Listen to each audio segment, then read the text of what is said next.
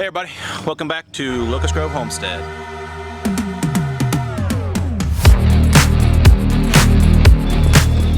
I'm Lucas.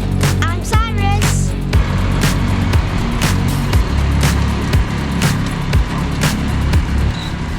Today we're going to do a little update on the heirloom corn. We're about halfway through the growing season, so we're going to check in, see how we did, and just kind of set the stage for the fall. Really, at this point in time, there's not much left to do on this stuff, so I'll kind of give you an idea how things went. Alright, so this is our bloody butcher corn that we planted on May 9th. This was no-till. We planted this 3 inches deep. Everything went really smooth with it. We planted right into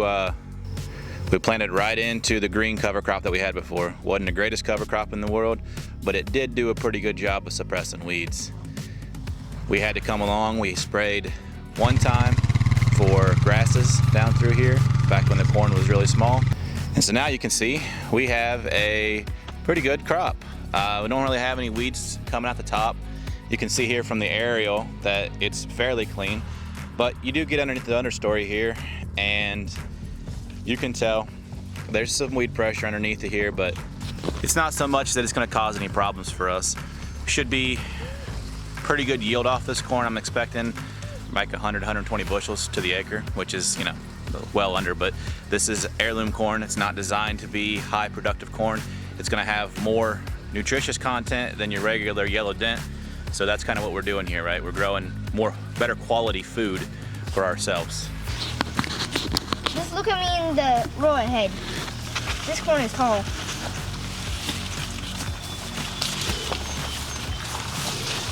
Nice. And here's the tall corn. It's a tall corn. It's like what, about 7 foot tall? Yeah, I can't even reach it tall. So we're July, well, it'll be in July 10th. This is not bad. I mean, typically the old timers would say, you know, July 4th, if it's knee high, you're gonna be good to go. And this is old timers corn, right? This is before the yellow dent stuff really took over. So we're growing something like they used to grow. Leaves look fairly good. I mean, you can see there's some wrinkle in here, but we had a month drought here. We didn't get any rain for 4 weeks straight, and then this week we finally got rain just about every day of the week. So it's coming out of its stress. Well, it's coming out of that stress period from the drought. You can still tell it took some damage. You look in here, you can see, like I was saying, it's just the top leaves are just a little wrinkled. The new ones coming out will probably be okay, but you know, overall it doesn't look too bad. It's not showing too much sign of stress. It's got a little bit of rust on the blades, but I'm not overly concerned about it. Most of it's about as tall as I am down through here, and I'm 6'3", so that should tell you how nice this corn is looking. There's definitely areas in here where we didn't get good germination, and I'm not really sure what's going on with the soil here. I had problems with germination here. I had problems with germination there on the cover crop, so I think it's a soil issue. There's a lot of rock in this soil. I wouldn't call this A, B, I'd probably D- soil, D+ soil. It'll grow crop, but it needs some love and tender care. There's certain areas in the field here where we're getting a good bit of deer damage. They're coming in here and they're chewing pretty hard on this stuff, and they got all the way down in on this and took the tassel out. So that's probably a no-go on that corn, and that's what they're doing. They're tearing it up a little bit.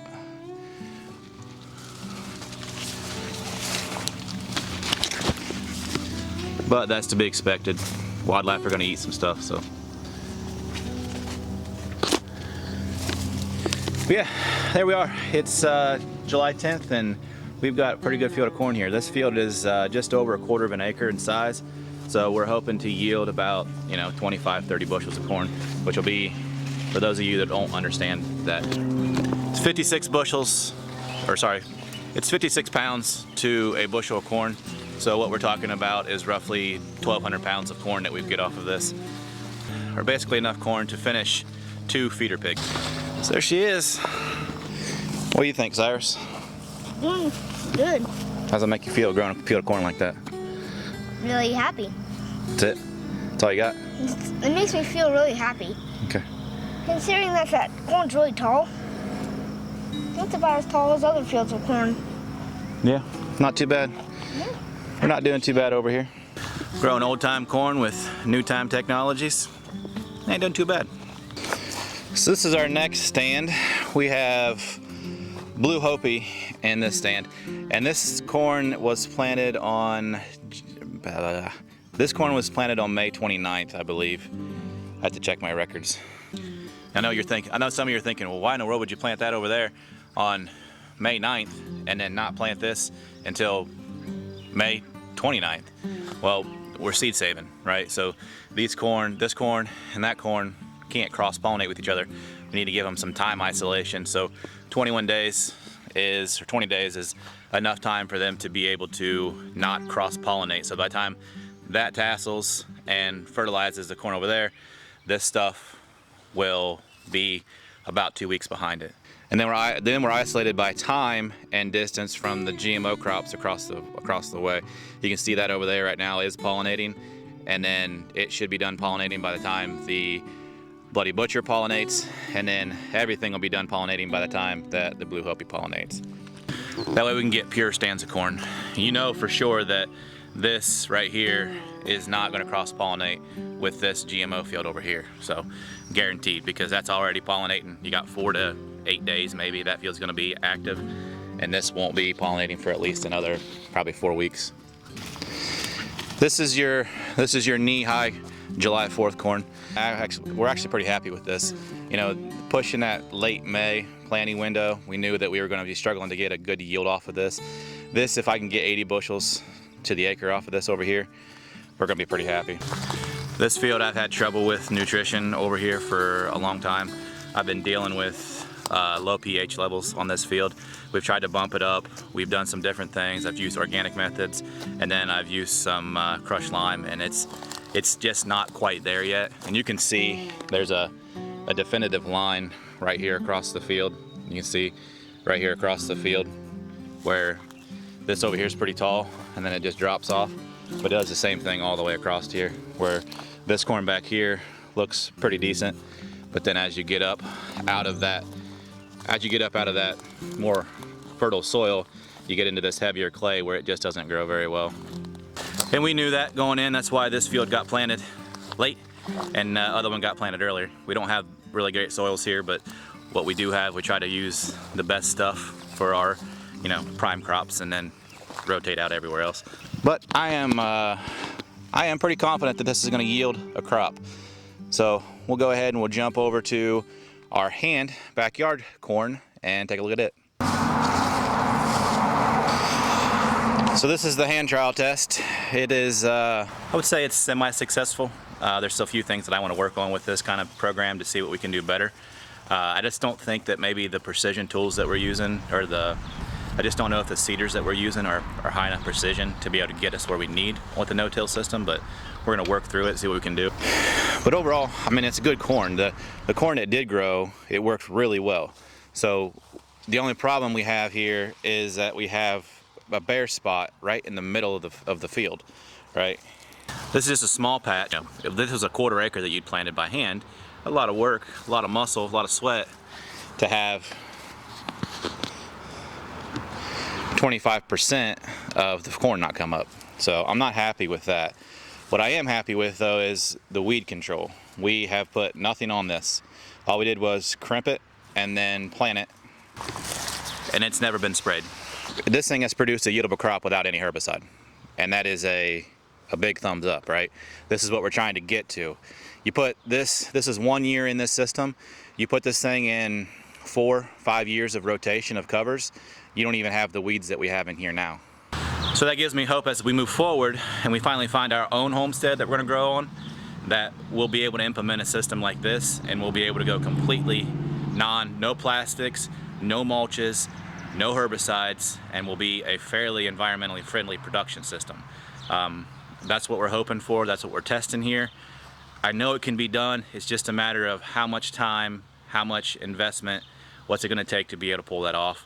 I think that these heirloom corns are a good basis for our future production. This is 3 varieties that I'm almost certain that we'll put on the shelf this year, and we'll be able to grow off of these in the future, and then we can add more varieties as we expand our growing area and as we expand our systems and how they work in our design. And hopefully over the next 3 to 5 years we can produce maybe a dozen different heirloom varieties on this farm that we can use for food in the kitchen and for food in the barn for our livestock. The corn. So overall, I'm actually really happy about this year's production. It looks really good. I don't see anything happening that's going to cause any issues so that we don't get a good harvest. We should be setting ears here in the next few weeks. Looking back, I'm going to say, looking forward, I'm going to say we're looking to harvest probably in October, and we'll do a wrap-up video on this year's corn crop then, so we can show you what kind of yields we did. And what do you got to say? Well, the corn is about to your chest, like chest-wise. Let's see if we can compare it. It's like right to your chest. Yeah. That piece of corn back there. What do you got to say about the corn? It also seems to be doing pretty good. Yeah, overall? Yeah, considering you didn't put any like herbicide or anything on it, and did pretty good to just be left alone. Yeah. Oh. That's the other thing. You know how much fertilizer I put on this? Yeah, 0. That's right. I didn't put anything on this. We just grew it out of the soil. And we'll rotate this around. There won't be corn. When we do corn crops, we'll rotate them out on 3-year rotation.